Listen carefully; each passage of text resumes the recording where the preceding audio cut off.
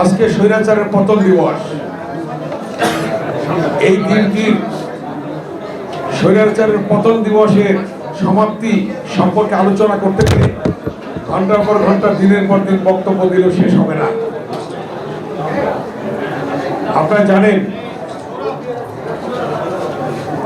৬৯ গণ অভ্যুত্থান সংগঠিত হয়েছিল, ৫২ ভাষা আন্দোলন সংগঠিত হয়েছিল, ৭১ মুক্তিযুদ্ধ সংগঠিত হয়েছিল, ৯০ স্বৈরাচার বিরোধী ছাত্র আন্দোলন, জনগণের আন্দোলন সংগঠিত হয়েছিল এবং ২০২৪ জুলাই আগস্টের অভ্যুত্থান সংগঠিত হয়েছিল। এই সমস্ত বিষয়গুলি কিভাবে হয়েছিল আপনারা সকলেই জানেন। আজকের সকল পাঠ্যপুস্তকে সকল আন্দোলনের পটভূমি সম্পৃক্ত করার প্রয়োজন।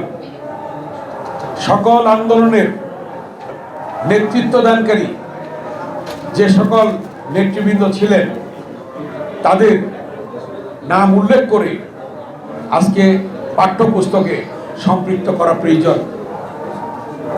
আপনারা জানেন এই জিনিসটি হতে দেয়নি ১৯৯০ সালে যখন একটি গণতান্ত্রিক সরকারকে হটিয়ে স্বৈরাচারী এরশাদ আসে, তখন অনেক ইতিহাস হয়েছে, অনেক ইতিহাসের জন্ম হয়েছে।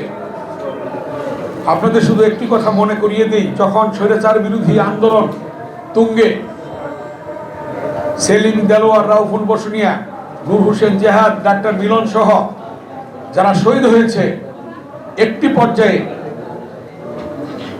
আপনারা জানেন চট্টগ্রামের লালদিঘির ময়দান থেকে বক্তব্য দিয়েছিল তৎকালীন আওয়ামী লীগ নেত্রী শেখ হাসিনা, যারা এরশাদের অধীনে নির্বাচনে যাবে তারা জাতীয় বেঈমান হিসাবে চিহ্নিত হবে।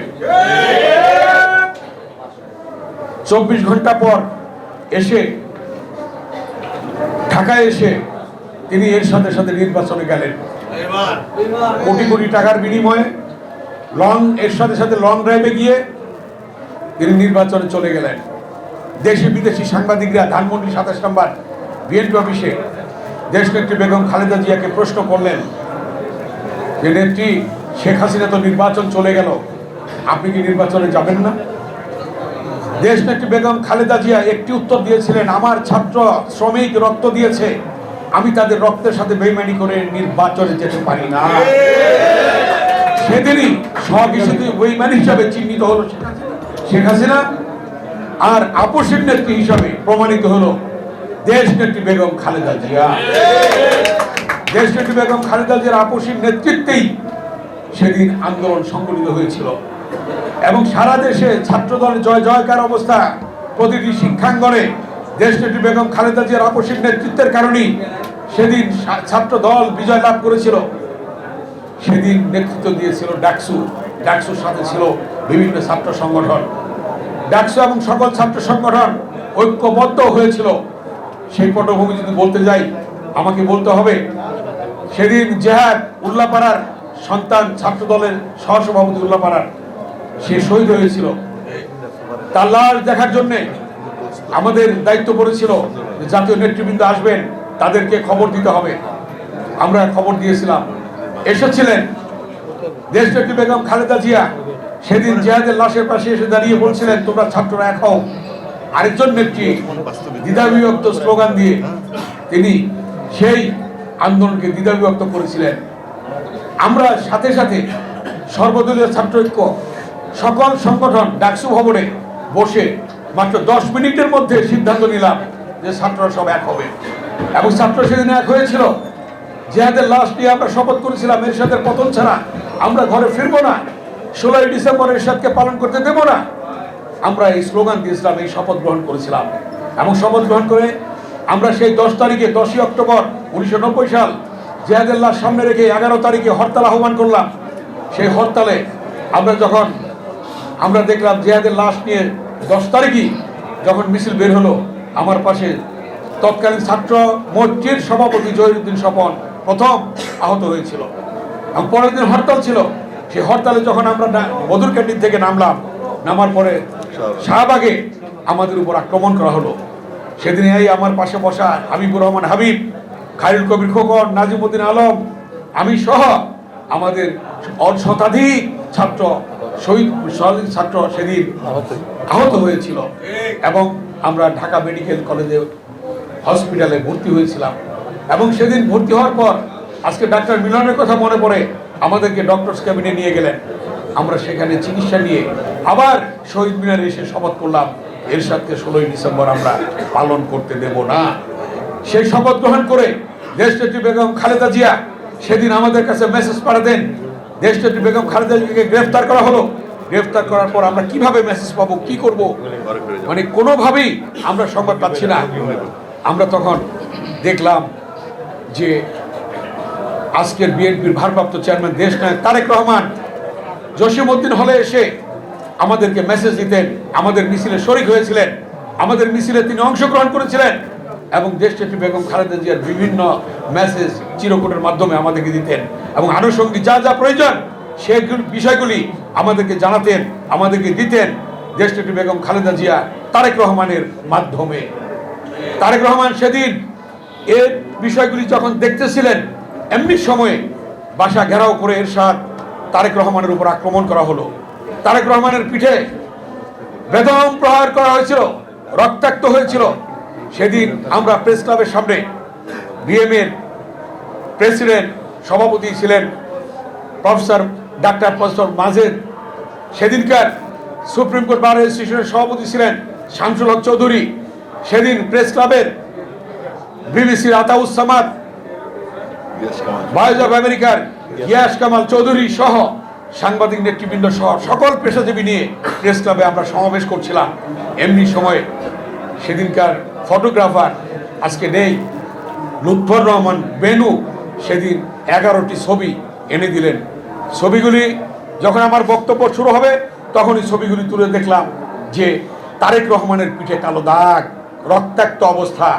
ছবিগুলি যখন আমি সেই সমাবেশে তুলে ধরলাম তখনই আন্দোলন সংগ্রাম উত্তাল তরঙ্গের মতো ভেসে উঠল। সকলের মধ্যে জাগরণ সৃষ্টি হলো যে এই মুহূর্তে আমরা মিছিল বের করব। সেখান থেকে মিছিল বের হলো, আল্লাহ ভবন ঘেরাও হলো এবং সেই আল্লাহ ভবনে আগুন ধরিয়ে দেওয়া হলো। সারা দেশ উত্তপ্ত হলো, আন্দোলন ছড়িয়ে পড়লো। সেদিন তারেক রহমানের উপর আক্রমণ করার কারণেই সেটা হয়েছিল এবং আক্রোশ ছিল এরশাদের যে বেগম খালেদা জিয়ার মেসেজগুলি যে পৌঁছে দিচ্ছে তার জন্যে এবং সে অংশগ্রহণ করছে তার জন্য তার উপর আক্রমণ করা হয়েছিল। তাই আজকে ভাইরা আমরা বলতে চাই সেই আন্দোলনে সেদিন দেশনেত্রী বেগম খালেদা জিয়ার নেতৃত্বেই সেদিন আমরা গণতন্ত্র উদ্ধার করেছিলাম। যে কথাটি বলেছে হাবিবুর রহমান হাবিব যে সেদিন গণতন্ত্র উদ্ধার হয়েছিল এবং এর পরবর্তীতে আবার গণতন্ত্রের গলা চিপে ধরেছিল এবং সেদিন গণতন্ত্র হরণ করেছিল। সেই শেখ হাসিনা ক্ষমতায় এসে আবার দীর্ঘ 16টি বছর তারেক রহমানের নেতৃত্বে আন্দোলন শুরু হলো। সেই আন্দোলনে আপনারা দেখেছেন সে আমাদের ইলিয়াস আলী ছাত্রনেতা গুম হয়েছে, চৌধুরী আলম গুম হয়েছে, ছাত্রনেতা সুমন গুম হয়েছে, অনেক ছাত্র নেতৃবৃন্দ এবং যুবক স্বেচ্ছাসেবক বিভিন্ন সংগঠনের নেতৃবৃন্দ গুম হয়েছে, শহীদ হয়েছে, অনেকে শহীদ হয়েছে, অনেকে জেল কেটেছে, অনেকে মামলা খেয়েছে, কেউ ঘরে ঘুমাতে পারে নাই। এই দীর্ঘ 16 বছরের আন্দোলনের পরিসমাপ্তির কথা সুদূর প্রসারী চিন্তা করে বলেছিলেন তারেক রহমান দেশ যাবে কোন পথে, ফয়সালা হবে রাজপথে।